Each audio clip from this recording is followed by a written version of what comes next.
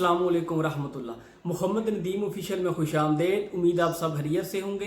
आज जो मैं वीडियो बनाने जा रहा हूँ वो जिन लोगों के दांत और दाढ़ में अचानक से दर्द शुरू हो जाता है या होने लग जाता है उनके लिए वीडियो को एंड तक लाजमी देखें।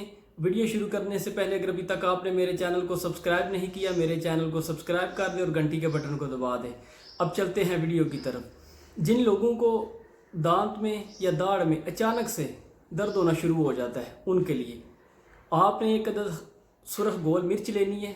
उसके ऊपर जो टोपी लगी होती है छोटी सी वो उतार के और जो उसके अंदर के बीज हैं वो उतार के आपने सिर्फ उसका छिलका लेना है। छिलके को बारीक पाउडर करके उसमें हस्बे ज़रूरत आप पानी डाल के उसको अच्छी तरह मिक्स कर लें।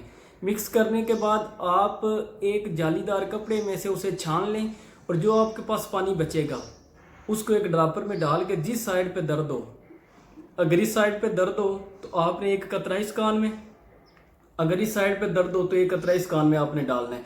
2 से 3 मिनट के अंदर अंदर इंशाल्लाह आपका दर्द बिल्कुल ख़त्म हो जाएगा। जितना भी ज़्यादा दर्द होगा वो जलन ज़रूर करेगा। अगर आप जलन से बचना चाहते हैं तो थोड़ी सी उसमें चीनी या मिश्री आप मिला लें तो इंशाल्लाह उसकी जलन भी नहीं होगी।